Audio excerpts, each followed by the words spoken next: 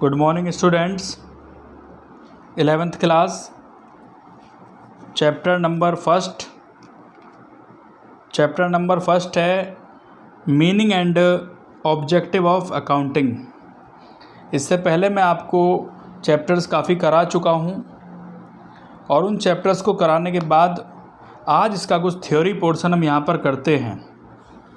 तो meaning and objective of accounting आपका first chapter है, class work number 33। Class work number 33 में जो टॉपिक है वो है कि अकाउंटिंग क्या होती है, नीड फॉर अकाउंटिंग और कैरेक्टरिस्टिक्स ऑफ अकाउंटिंग। अकाउंटिंग के कैरेक्टरिस्टिक्स क्या हैं ये आपको मिलेगा पेज नंबर 1.2 पर। फर्स्ट चैप्टर आपका ये स्टार्ट करते हैं। इस चैप्टर में हमें जो यहाँ पर करने हैं कुछ टॉपिक्स वो ये हैं, नीड फॉर अकाउंटिंग, अकाउंटिंग की नीड हमें क्यों पड़ती है, मीनिंग ऑफ अकाउंटिंग, अकाउंटिंग का क्या मीनिंग है, अकाउंटिंग का क्या मतलब है, अकाउंटिंग क्या होती है, ये आप यहाँ पे करेंगे। दूसरी चीज़ characteristics of accounting, objective of accounting, function of accounting, difference between bookkeeping and accounting and accountancy, types or branches of accounting, accounting as source of information, users of accounting information, advantage of accounting, limitations of accounting, ये topics आप यहाँ cover करेंगे। तो सबसे पहले students, accounting की need हमें क्यों पड़ती है, क्यों ज़रूरी है अकाउंटिंग। अकाउंटिंग ज़रूरी है students, at the end of each year के लास्ट में all the businessman want to know how much they have gain और लॉस ड्यूरिंग द ईयर। हर बिजनेसमैन ये जानना चाहता है कि हमें पर्टिकुलर ईयर में लॉस हुआ या प्रॉफिट हुआ। How much capital is invested in the business, कितनी कैपिटल हमने इन्वेस्ट की at the end of year में, कितना पैसा हमने बिजनेस में इन्वेस्ट किया। How much amount they are liable to pay, कितना अमाउंट हमें पे करना है और कितना अमाउंट हमें दूसरे पर्सन से लेना है, कितना पैसा हमें देना है और कितना पैसा हमें लेना है। इस तरह की इंफॉर्मेशन यहाँ पे रखी जाती हैं। कंप्लीट एंड सिस्टमेटिक रिकॉर्ड रखा जाता है हर बिजनेस ट्रांजैक्शन का, पर्टिकुलर ड्यूरिंग द ईयर में। By keeping A complete and systematic record of every business dealing, हमें ध्यान में रखना होता है, कंप्लीट और सिस्टमेटिक रिकॉर्ड रखना होता है हर बिजनेस डीलिंग का। Businessman can no how much is amount of purchase, businessman ये जानना चाहता है कि मैंने कितना गुड्स परचेज किया, कितना अमाउंट का मैंने गुड्स सेल किया। What are his total expenses, कितने हमारे टोटल एक्सपेंसेस हैं और कितना हमें यहाँ पे प्रॉफिट हुआ या लॉस हुआ ड्यूरिंग द ईयर में।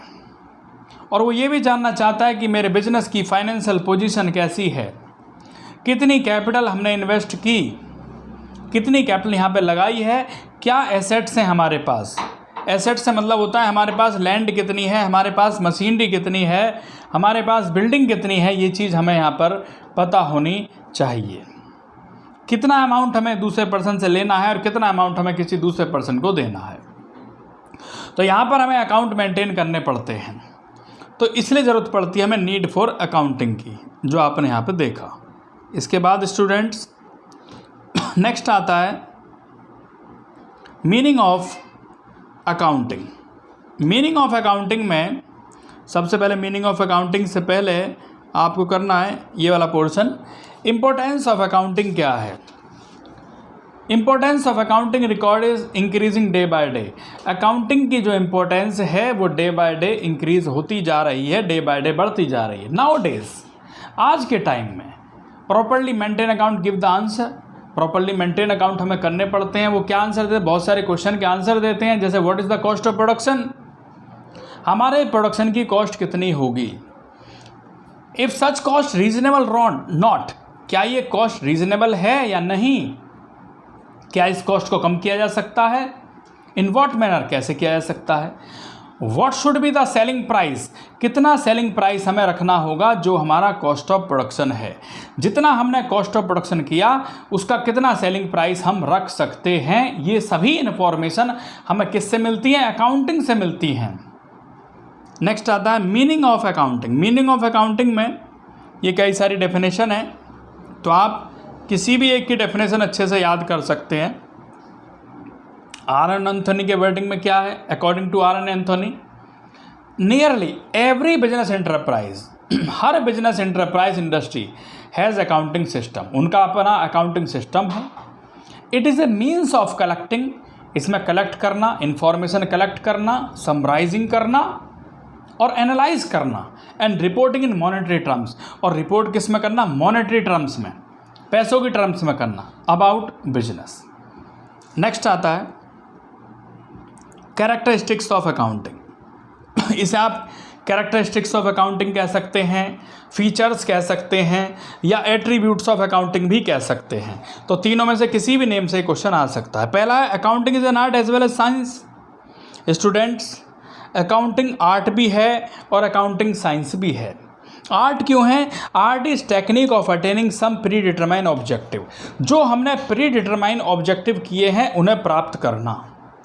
अकाउंटिंग एक आर्ट है क्योंकि इसमें हम रिकॉर्ड करते हैं, क्लासीफाइंग करते हैं, समराइजिंग करते हैं ट्रांजैक्शंस का, और क्या एसर्टेन करना पड़ता है, क्या निश्चित करना पड़ता है कि हमारा नेट प्रॉफिट कितना होगा और हमारी फाइनेंशियल पोजीशन बिजनेस की कैसी होगी।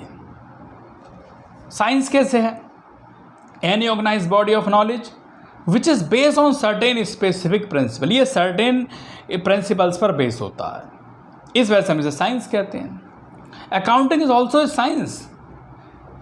It is also an organized body of knowledge based on certain specified principle. ये किस पर बेस है? Certain specified principles पर बेस है और अकाउंटिंग स्टैंडर्ड पर बेस है। नेक्स्ट आता है recording of financial transaction only.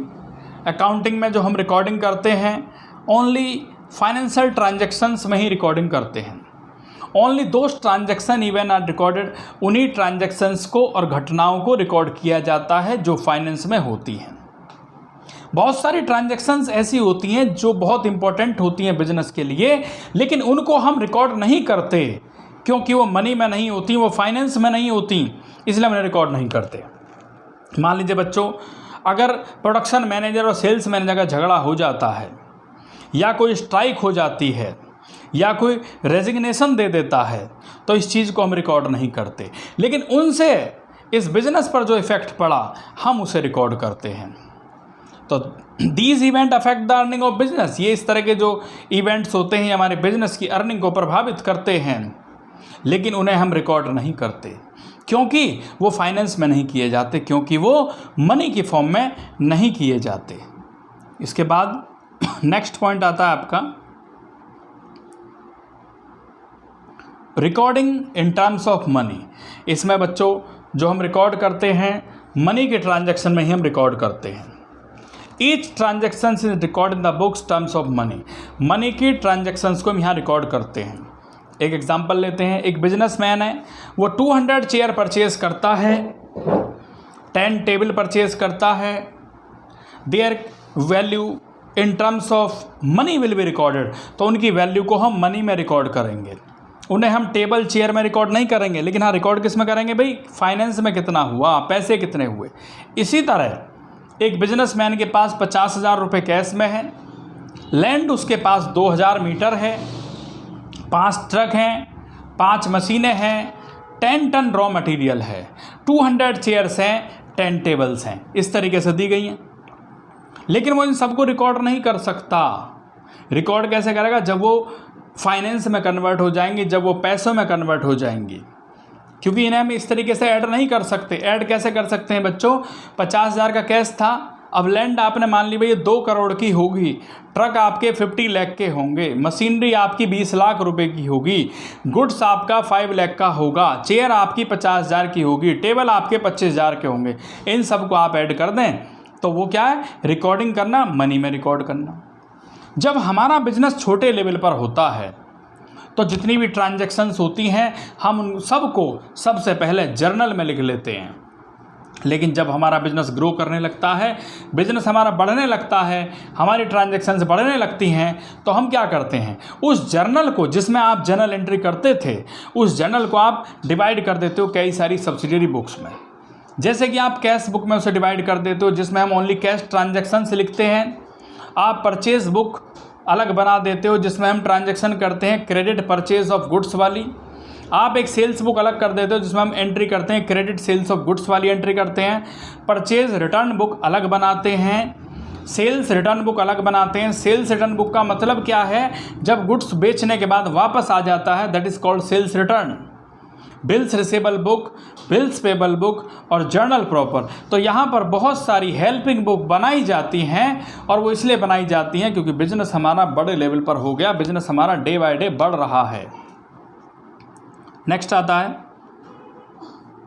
Classifying. Classifying किसे कहते हैं, बंटवारा करना, क्लासीफाइड करना, बांटना। जब हम रिकॉर्डिंग कर लेते हैं, after recording the transaction in journal, जब जर्नल में हम सारी ट्रांजैक्शन को रिकॉर्ड कर लेते हैं, सब्सिडियरी बुक में हम सारी ट्रांजैक्शंस को लिख लेते हैं, तो ट्रांजैक्शन को क्लासीफाइड किया जाता है। क्लासिफिकेशन क्या होता है, क्लासिफिकेशन एक प्रोसेस है ग्रुपिंग द ट्रांजैक्शन का, ट्रांजैक्शंस को ग्रुप में लिखने का, of one nature at one place, कि सिमिलर नेचर की एंट्रियों को एक जगह पर लिखा जाता है। The book in which various account are open is called ledger. जब वेरियस बुक्स को एक ही जगह बनाया जाता है तो उसे लेजर कहते हैं, अकाउंट कहते हैं। Separate account are open in ledger, अलग अलग अकाउंट ओपन किए जाते हैं लेजर में। हर पर्सन का अकाउंट अलग नाम से बनाया जाता है, चाहे वो कस्टमर है या वो सप्लायर है, वो डेटर है या वो क्रेडिटर है। इसी तरह सेपरेट अकाउंट ओपन किए जाते हैं, परचेज के लिए अलग अकाउंट बनता है, सेल्स के लिए अलग अकाउंट बनता है, एसेट्स के लिए अलग अकाउंट बनता है। एसेट्स में जैसे आपके लैंड हो गया, बिल्डिंग हो गई, मशीनरी हो गई, फर्नीचर हो गया, प्लांट हो गया, इन सब के लिए अलग अलग अकाउंट बनते हैं। इसी तरह स्टूडेंट्स एक्सपेंसेस का भी अलग अकाउंट बनता है, इनकम का भी अलग अकाउंट बनता है। तो ये सब क्या हैं, एक्सपेंसेस का अलग बनता है, जैसे वेजेस का अकाउंट अलग बनेगा, सैलरी का अलग बनेगा, एडवर्टाइजमेंट का अलग बनता है, कमीशन अकाउंट अलग बनता है। तो बहुत सारे अकाउंट्स यहाँ पे बनते हैं। नेक्स्ट आता है समराइजिंग। इसके बाद स्टूडेंट हम क्या करते हैं, समराइज करना, अलग अलग समराइज करना, क्या चीज़ डेबिट है, क्या चीज़ क्रेडिट है, ये बताना। जैसे कि पर्सनल अकाउंट की अगर हम बात करें तो वहाँ पर रूल क्या कहता है, रूल कहता है debit the receiver and credit the giver. दूसरा अकाउंट है इम्पर्सनल अकाउंट्स में, रियल अकाउंट्स में हम क्या करते हैं, debit what comes in and credit what goes out. और नॉमिनल अकाउंट में हम क्या करते हैं, debit all expenses and losses and credit all incomes and gain. तो summarising is the art of presenting the classified data in a manner which is understandable and useful to management and other use of cash data. This involve the balancing of ledger account. इसमें जो भी laser के balances होते हैं उनको हम trial balance में लिखते हैं। उन बैलेंसेस को हम कहाँ लिखते हैं स्टूडेंट, ट्रायल बैलेंस में लिखते हैं। और जो फाइनल अकाउंट इसके बाद बनाया जाता है वो ट्रायल बैलेंस की हेल्प से बनाया जाता है, जिसमें ट्रेडिंग अकाउंट और प्रॉफिट एंड लॉस अकाउंट ये सब होते हैं, जिसमें बैलेंस शीट भी होती है। ट्रेडिंग अकाउंट क्यों बनाया जाता है, ट्रेडिंग अकाउंट स्टूडेंट इसलिए बनाया जाता है क्योंकि हमें ये पता करना होता है कि हमारा ग्रॉस प्रॉफिट या ग्रॉस लॉस कितना है पर्टिकुलर ईयर में, हमारा प्रॉफिट एंड लॉस कितना है। प्रॉफिट एंड लॉस अकाउंट बनाया जाता है net profit and net loss को फाइंड करने के लिए। बैलेंस शीट प्रिपेयर की जाती है कि हमारी फाइनेंशियल पोजीशन कैसी है बिजनेस की, ये पता लगाने के लिए। इसके बाद आप स्टूडेंट देख रहे हैं ये अकाउंटिंग साइकिल है जो आप देख रहे हैं यहाँ पे। सबसे पहले इसमें क्या आता है स्टूडेंट, ट्रांजैक्शन आती हैं, फिर आप जर्नल बनाते हैं, फिर लेजर बनाते हैं, फिर ट्रायल बैलेंस बनाते हैं, फिर ट्रेडिंग एंड पीएल अकाउंट। ये एक सारा प्रोसेस जो हम बनाते हैं। सब्सिडियरी बुक में जो यहाँ पर लिखा हुआ है स्टूडेंट्स, वो ये कुछ सब्सिडियरीज बुक्स हैं। जैसे कि आपको मैंने अभी बताया, अभी कैश बुक होती है जिसमें जो ट्रांजैक्शन रिकॉर्ड की जाती हैं वो कौन सी ट्रांजैक्शंस रिकॉर्ड की जाती हैं, वो कैश वाली ट्रांजैक्शन रिकॉर्ड की जाती हैं। परचेज बुक में जो ट्रांजैक्शन रिकॉर्ड की जाती हैं वो क्रेडिट परचेज ऑफ गुड्स वाली रिकॉर्ड की जाती हैं। सेल्स बुक में जो ट्रांजैक्शन रिकॉर्ड की जाती हैं वो क्रेडिट सेल्स ऑफ गुड्स वाली ट्रांजैक्शन रिकॉर्ड की जाती हैं। परचेज रिटर्न बुक में खरीदने के बाद जब हम गुड्स को वापस करते हैं तो परचेज रिटर्न बुक में रिकॉर्ड की जाती हैं। Bills receivable book, bills payable book और जर्नल प्रॉपर। इसके बाद स्टूडेंट्स आता है यहाँ पर ये जो अब डायग्राम आपने देखा, ये क्या शो करता है, ये अकाउंटिंग साइकिल शो करता है। अगर आपको क्वेश्चन में आ जाए अकाउंटिंग साइकिल क्या होती है तो आप कहेंगे इसमें starting from transaction, then journal, then ledger, then trial balance, then profit and loss account, trading PL and balance sheet. तो ये शो करता है this accounting cycle start with the recording of business transaction से start होता है, उसके बाद journal, subsidiary book and after passing through the ledger and trial balance, और उससे हम प्रिपेयर करते हैं फाइनल अकाउंट जिसे आप कहते हैं trading and PL and balance sheet. तो ये accounting cycle generally complete in accounting year and is again repeat is subsequent year, और ये ईयर बाय ईयर चलता रहता है। नेक्स्ट आता है इंटरप्रिटेशन ऑफ द रिजल्ट। इसके बाद अकाउंटिंग में हम क्या रिजल्ट प्रिपेयर करते हैं कि बिजनेस प्रेजेंट मैनर, एक ट्रेडिंग अकाउंट बनाते हैं, प्रॉफिट एंड लॉस अकाउंट बनाते हैं, बैलेंस शीट बनाते हैं। ट्रेडिंग अकाउंट को बनाने का एम ये होता है कि हमारा ग्रॉस प्रॉफिट कितना है, हमारा ग्रॉस लॉस कितना है। प्रॉफिट एंड लॉस अकाउंट बनाने को एम हमारा ये होता है कि हमारा नेट प्रॉफिट कितना है, हमारा नेट लॉस कितना है। और इसमें बहुत सारी पार्टनीज होती हैं, जैसे कि प्रोप्राइटर्स होते हैं, मैनेजर्स होते हैं, बैंक होता है, क्रेडिटर होते हैं, एम्प्लॉय होते हैं, जिनके पास फुल इन्फॉर्मेशन होती है about the profitability and financial position of business. Next आता है communicating. Accounting attributes also include the communication of financial data. Communicate करना financial data to user who analyse them as per their individual requirement, और उनके requirement के according हम यहाँ पे बनाते हैं। तो ये था स्टूडेंट्स आपका टॉपिक जो आपको यहाँ तक कंप्लीट करना है, अपनी नोटबुक में लिखना है। यहाँ तक आप स्टूडेंट्स करेंगे। थैंक यू स्टूडेंट्स, आप यहाँ तक अपना वर्क कंप्लीट करें।